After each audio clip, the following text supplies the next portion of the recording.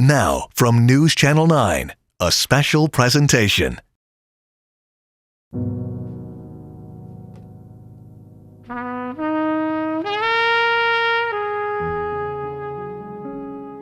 I'm Jennifer Sanders. Thank you so much for joining me for this special edition of Hidden History. Imagine living in a close-knit neighborhood, reflective of your culture and your values, and then governmental decisions lead to the decimation of your entire neighborhood. Well, this is what happened to a very close-knit community near downtown Syracuse called the 15th Ward. Right now, we'll journey back 60 years ago to hear their emotional and their life-altering stories.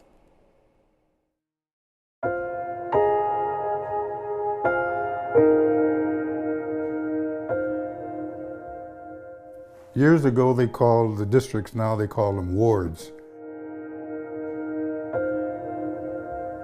We were the 15th Ward.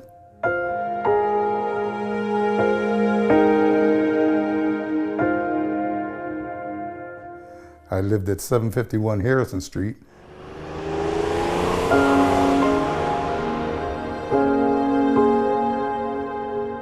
We lived in the 400 block of Madison Street.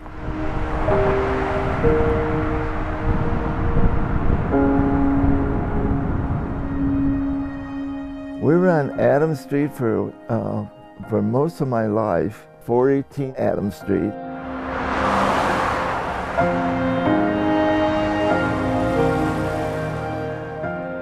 They lived at 116 and I lived at 118 Radisson Court.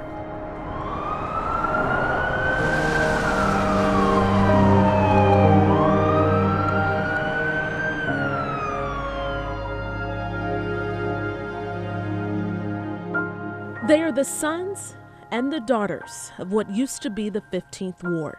To understand their story, we have to journey back to the mid-1900s to a small, close-knit neighborhood just to the east and south of downtown Syracuse.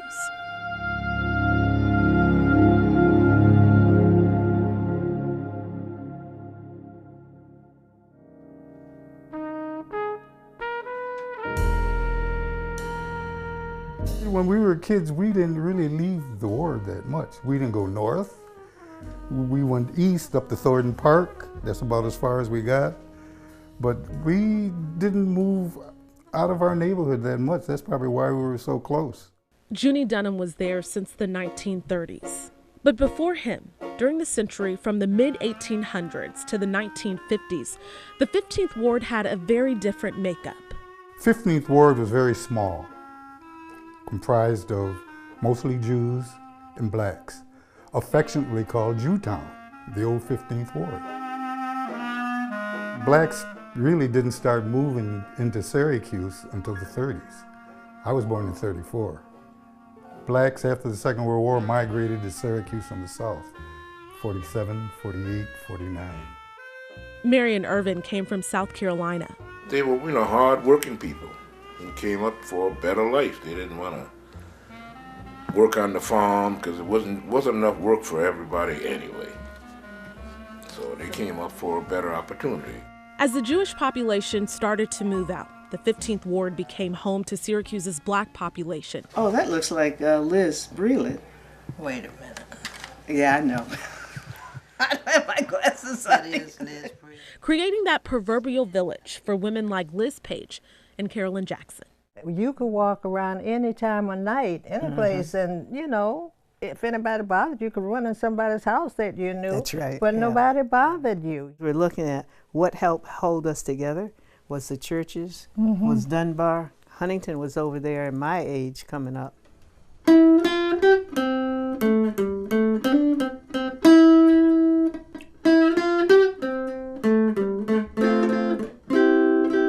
And of course, there was always entertainment.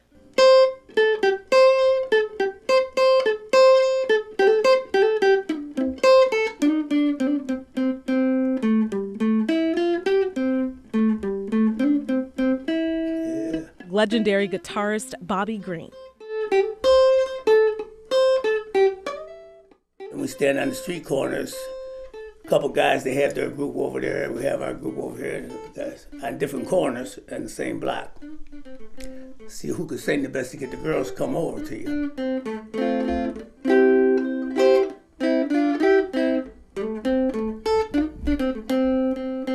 People would cuss us out, get the hell away from my window with that noise, you know, stuff like that.